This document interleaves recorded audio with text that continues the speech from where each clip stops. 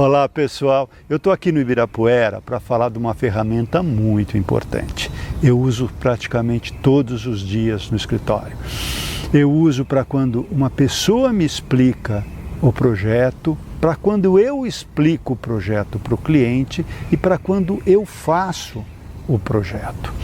Por quê? A tendência, quando a gente está numa prancheta desenhando, ou mesmo numa tela de um computador, olhando aquela planta, nós olhamos de forma como se a gente estivesse num drone, ou seja, de cima, olhando tudo, passeando, vendo a relação daquilo com isso, a forma com a contraforma. Não é que isso não seja importante, mas nem sempre a pessoa vai enxergar aquilo tudo dessa forma quando ela estiver caminhando. E é assim que as pessoas percebem o jardim.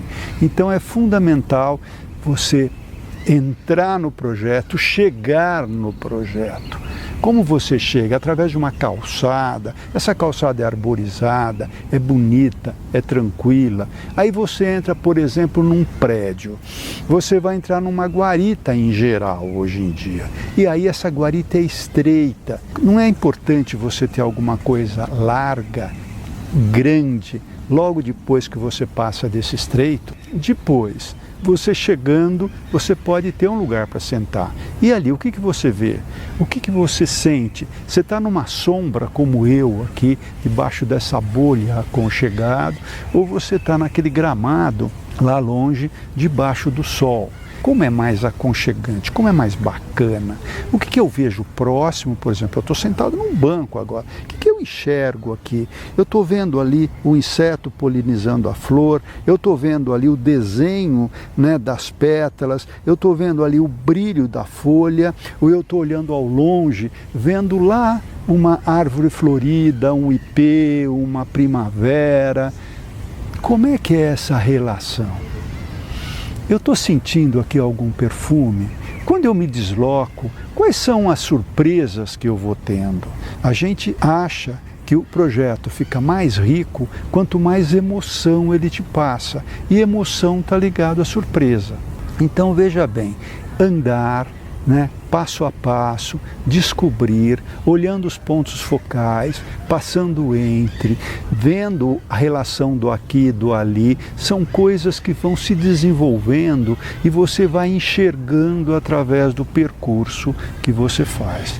Agora é fundamental descer do drone, chegar no chão, andar, sentar, correr, brincar, se relacionar, conversar. Esses espaços estão adequados em termos de tamanho, de relação de escala, de proporção entre a pessoa e esse ambiente.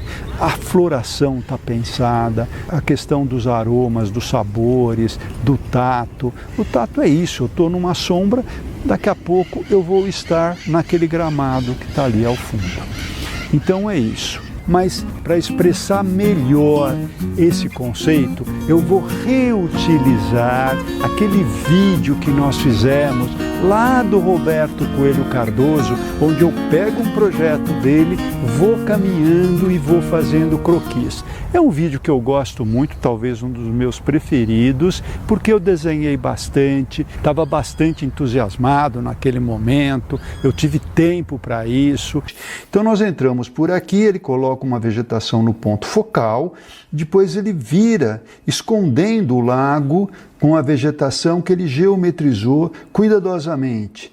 E ele vem no caminho, passa por um escuro dessa vegetação mais alta e ele vê a água do lago quando ele está num cilindro de palmeiras. Isso é muito bonito. Ele está um pouco mais alto do que a água, então ele vê a água de cima. Inclusive ele planta chorões do outro lado da margem para que esses chorões reflitam na água. Continuando o caminho, ele passa novamente para um escuro, coloca arbustos para você enxergar o lago através de arbustos e nesse ponto ele enxerga o lago no seu maior esplendor.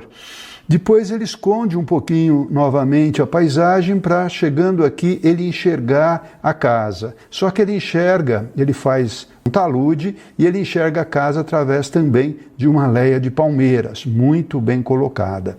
Continuando o caminho, ele chega no túnel de bambu, e esconde aqui, na verdade, a piscina, que eles queriam dar um pouco mais de privacidade, e chega num grande gramado.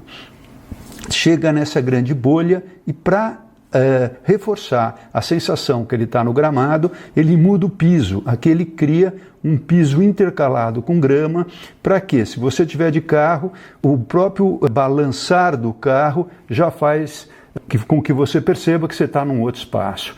Continuando o caminho, ele chega até a casa, e nessa casa ele sempre faz esse conceito de colocar jabuticabeiras, que ele adorava, num pátio mais seco.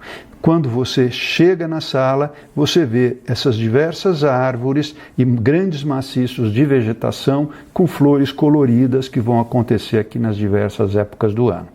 Note que esse caminho de serviço, além de esconder a casa do caseiro, ele coloca aqui uma agricultura. Ele usava muito essa história, quer dizer, ele entendia que a agricultura também fazia parte da paisagem.